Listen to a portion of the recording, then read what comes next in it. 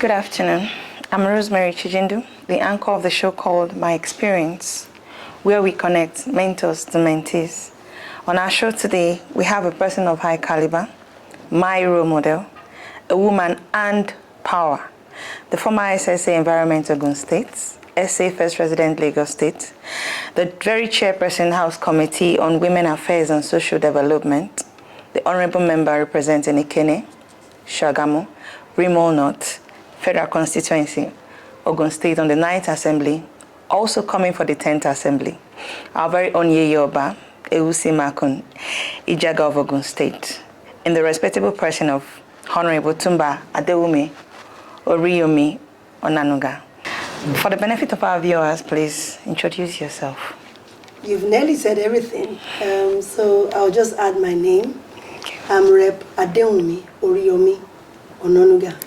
I represent the fabulously united people of Ikene, Shagamu, and Remo North at the House of Representatives in Abuja. Welcome, Ma. Thank you. We're so happy to have you on our show. Please, can you tell us more about your life experience, what you went through? We want to know. What I went through, where do I start from? I can be said to be a woman of many parts. I'm a janitorial services provider, a journalist. I was a pageant manager. I am currently a legislator. But you know, to get to the legislature, it took me, I've been in politics since 2002, and I got elected in 2019. It actually was an aspiration that started with the passion for just helping people and making sure things go right. Because in my community at that time, I understood that we had representatives, but it was not what I expected to see in the community that I was seeing. So I started moving to ask the representatives what they were actually doing and not helping as many people as they could. But you see, what you see on the outside is not what is actually happening on the inside. Yes, it is. So until I started going to ward meetings and getting a feel of what the people were asking for and what the representatives could give, was when I understood the situation that we had in the country. And that took me from where I was, which was Lagos State, to go back to my own Ogun State. And I realized that it was practically the same. Yes. I went to secondary school in Ogun State, and I remember what our childhood was. It was a lot of fun and games, hard work, yes, but we enjoyed life, so to speak, as it was at that time. But when I went back, after so many years of finishing high school, it was like I was going back to the same age of when I was in high school, only that it wasn't as joyful as it was then. And I sat down to think, what exactly is going on? So that was one of the inspirations I had, that the benefits and dividends of democracy must come to my people. And in my first outing, which was in 2015, towards 2015 elections, I worked as hard as I could, did a lot of grassroots work. But of course, then it was like my first outing in the state, at my constituency. And of course, I had met some people on ground, and the party hierarchy felt that it was not yet time for me to be given the opportunity to represent the community at that time, and they asked me to stand down. So I did, because I'm a party person. I stood down, and as God will have it, the party was happy with my decision, and we started working for the party. So when it was 2019 and the time to start agitations for another democratic cycle, the party, unanimously agreed that I should be given the ticket and to aspire to and be the candidate to represent the people, which I did, and which brought me to the Ninth Assembly. I just tried to cut it short because if I were to tell you the nitty-gritty, it was it was a big battle. But of course, that battle is to be expected because I wouldn't say in democracy there's no room for gender, but we are in a patriarchal society, and our society favors the male gender more than the female. Not that there is no chance for the female, but it favors the male gender more than the female. So the female, whenever they want to aspire for anything, works 10 times harder than the male. Okay, and that brings me to my third question. In as much as you've tried to chip into it a little, I would love to ask, did you even encounter any hurdles? And if you did, how did you overcome it? Hurdles, of course. I don't think there's anyone in this world that does not encounter hurdles. Is the gravity of each hurdles that differs. With regards to the hurdle for my aspiration in 2019 and my candidature, of course it was, first of all, having to scale the party hurdle of getting the ticket. At that time, all the power was with the governor at that time and the party hierarchy.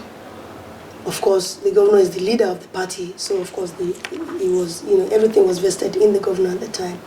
And because I had gone to see the governor at that point in time to ask if it was okay for me to contest, since I was asked to step down the other time. And the response I got was, you have paid your dues, go and do your work. If you still have the people behind you, then the party will support you. And that was what I got. I got that support from the governor and the party at that time.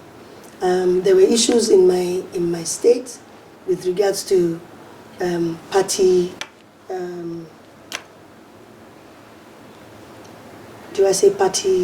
party submissions at that time, but at the end of the day, the ticket still remained with me for the party, and I was allowed to contest.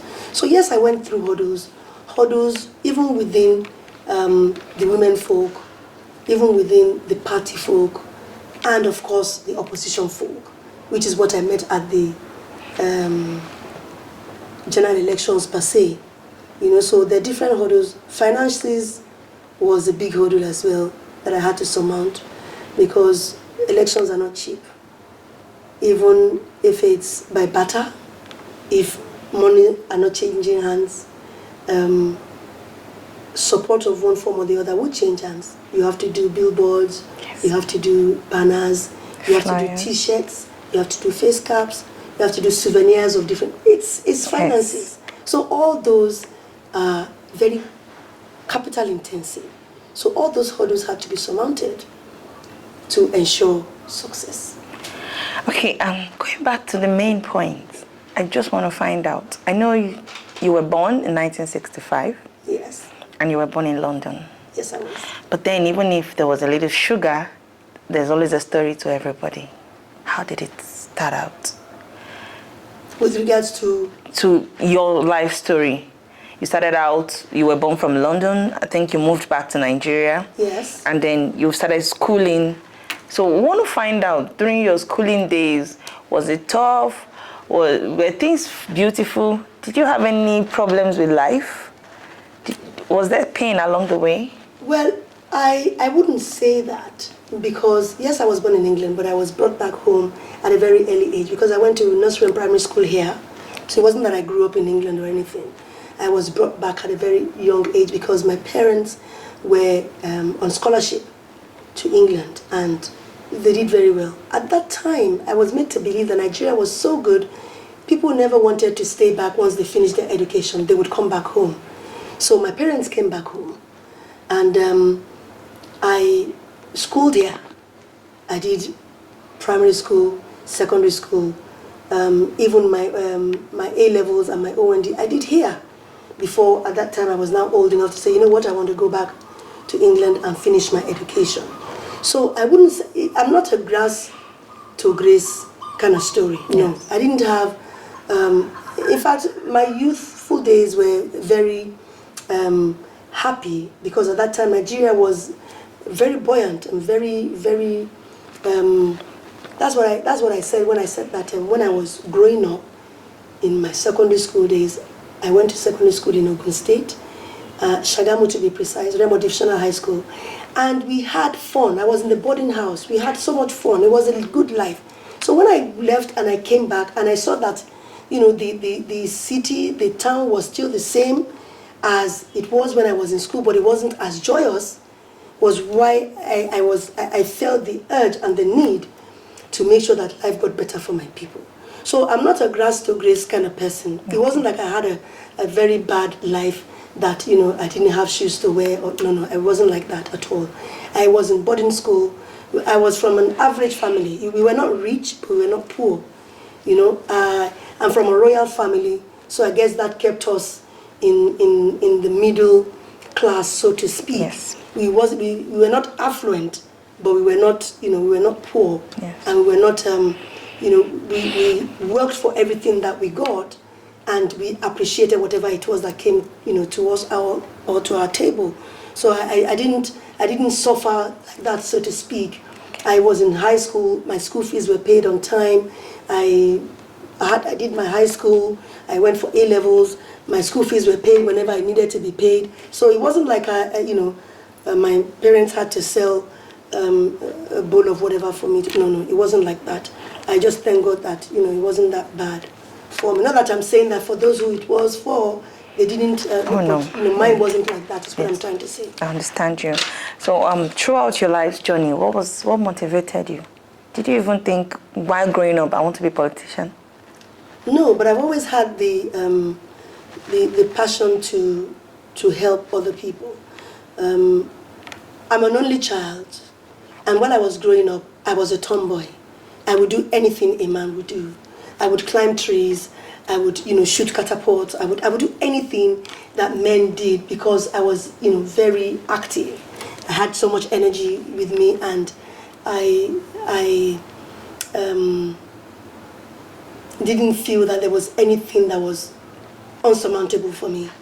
So I had the passion to I wasn't a competitive kind of person, but, you know, when I was in school, I was an athlete. I was running for my school. I was in the relay team of the school. I was a runner.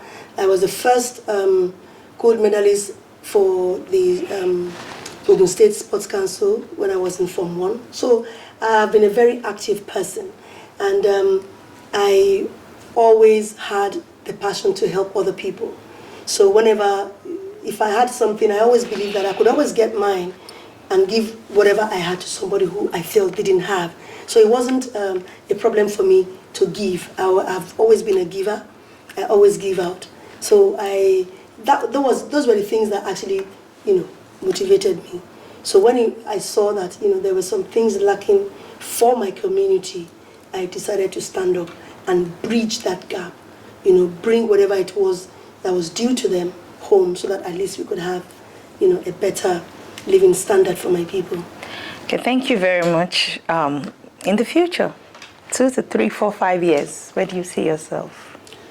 Well, in the 10th Assembly, I'm putting my hat in the ring for the position of Deputy Speaker. I feel that the whole of the Senate is going to be full of men in presiding and principal offices. I think that the House of Representatives would show itself as gender-friendly and a gender balancer, and of course, a house of equity where women will be given the opportunity to twin. If we have a male speaker, we have a female deputy speaker. If we have a male leader, we have a female deputy leader, and things like that. So, and if you don't put your hat in the ring, nobody's going to know that you're aspiring for that. You can say, they say talk is very cheap, but when you with your talk, you put actions in it. Yes. then people would understand that, you're stepping out to do that. So yes, I am putting my hat in the ring for deputy speakership, and that would cover the 4 or 5 years that you're talking about. So. Yes, it would. Yes. So youths, we went to the street and we found out that some said, I had one who said, I'm a lawyer. I graduated as a law student, but unfortunately, I'm confused. I don't know what to do. And I'm wondering, and he's even actually practicing, but his heart goes for something else. And then we're looking at this and we're saying, some of these women actually went through some things. At this point, they were actually confused. They didn't know if to be a businesswoman. They didn't know if to be a politician. They didn't even know what they wanted to be. But today, here you are, a great woman. I really admire you, ma. So I'm going to ask you, please, what's your advice to the youths? What should they do? Well, in life, you get to a road and then you see that it's crossed. But you have to make that decision. Nobody can make it for you. I was driven by passion. I was running my own business. Like I said to you, I am a janitorial services provider. I was running my own business. I was giving people out of my own business proceeds. But I knew that if I wanted to get more for my people where my funds could not reach, I wanted so much for them. I wanted schools to be renovated. I wanted more buildings, classrooms to be built. I wanted more water for people. I wanted that. My own funds could not do that. But it was within the reach of the community. It was within the reach of the representative to facilitate for the community, not provide. It wasn't the duty of the legislator to provide it, but it could be facilitated. And that was why I put my heart in the ring. So when you get to a crossroad, you need to sit down and say to yourself, what exactly is it that I want for me and for other people? Because if it is for you, I have a house that I live in, I have vehicles that I drive, I have enough to feed myself. So it wasn't really about me. It was about what can I do to even better the lot of more people than myself. If I can bring them up to par with me, all well and good. But if I can even make life more better for them, that is even better. So if you're at a crossroad of what to do, you need to sit down and search within yourself and say, what exactly is my purpose? If you went to study law, there must have been a reason why you studied law. If it was your parents that you were trying to please, you had something you wanted to do before you went to please them. So please them, give them the certificate, and then begin to please yourself. What is it you wanted to or want to do within yourself? And begin to climb that step one at a time. That's it. Thank you very much. I really appreciate. And she's done so much for the women folks. She's someone I call women fighting for women. She's really so powerful in that aspect. I really appreciate all you do for the women. Thank you. You're trying to bring women into power. And I wish to be alive to see someday when a woman will actually rule Nigeria. I know it's going to be so tough with our men, but I'm praying we get to that step. And I pray you get to that, you get the DSP you're actually pushing. DS, okay, you're actually pushing for. So thank you very much, ma'am. And thank you for listening to us. Thank you for your time. I'm Rosemary again, and we appreciate you on My Experience, where we connect mentors to mentees. Have a nice day.